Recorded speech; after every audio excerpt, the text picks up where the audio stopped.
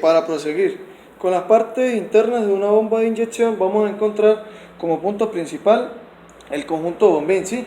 Este conjunto es el que va a proporcionarle a la bomba de inyección el combustible necesario, ¿sí?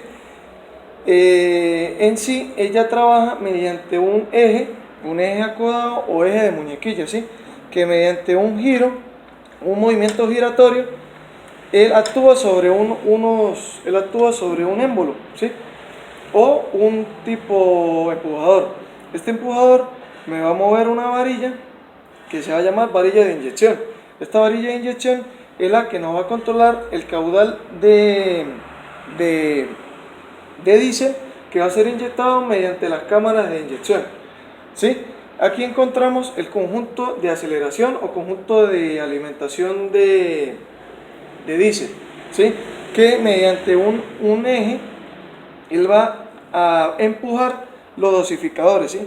Los dosificadores son aquellos que van a aumentar el caudal de diésel en el instante de aceleración. ¿Qué nos permite esto? Nos permite que mediante una posición vamos a inyectar una cantidad específica de diésel.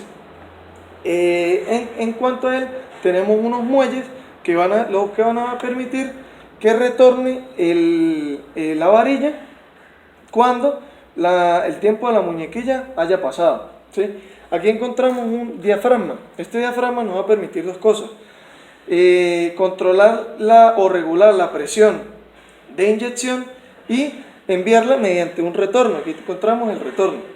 En esta cavidad encontramos también un área de alimentación de diésel, ¿sí? En esta parte que tenemos aquí móvil vamos a encontrar la piñonería. Esta parte sería la que estaría directamente engranada con el piñón del damper, ¿sí? Y aquí que encontramos también una válvula. Esta válvula nos va a permitir el vaciado del sistema en caso de que absorba aire. Es importante acotar de que este bombín es como una bomba que nos va a permitir hacer vacío para eliminar las partículas o espacios de aire que hayan quedado durante algún caso en específico. En caso de que el vehículo se quede sin diésel y necesita un bombeo de las mismas, ¿sí? En cuanto al funcionamiento en sí, el top va montado sobre una carcasa.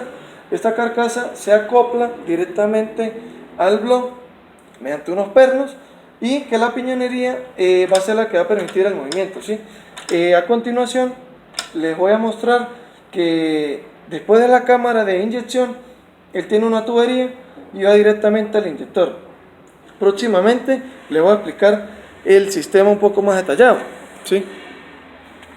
Aquí podemos ver el eje acodado, el movimiento que hace con los empujadores, ¿sí? Esto ocurre a mayores revoluciones, ¿sí? Incluso podemos ver aquí un pequeño orificio. Ese pequeño orificio es el que va a inyectar la cantidad mínima de diésel en el circuito de ralentí. Pero ya cuando vamos a la parte de dosificación, podemos ver que ese caudal va a aumentar. Ese caudal va a aumentar mediante el circuito de alimentación y lo va a hacer así, mediante el dosificador. Al dosificador girar, él va a aumentar el pulso de inyección mediante las mismas muñequillas. En sí, en los diésel, él aumenta es la cantidad de combustible y no de aire. Mayormente el aire siempre va a ser continuo. Entonces, él mediante la muñequilla comprime el diésel, lo envía mediante el orificio a la cámara de inyección. Esta cámara de inyección lo que nos va a permitir es comunicar directamente la inyección del combustible por un riel o por una tubería directamente al inyector, que el inyector por presión nos va a permitir atomizar la cantidad de combustible que es enviada por la bomba. Y en el circuito de alimentación podemos ver que la muñequilla se comunica directamente a un émbolo. Este émbolo tiene un muelle que hace retornar este émbolo. Este émbolo, ¿qué es lo que produce? Produce un vacío para que el diésel sea absorbido por esta parte, y aquí envía es la parte de lo que le explicaba antes, que es la parte purga del sistema de diésel, que es cuando absorbe o quedan espacios de aire. Entonces, ¿qué es lo que pasa con el sistema diésel?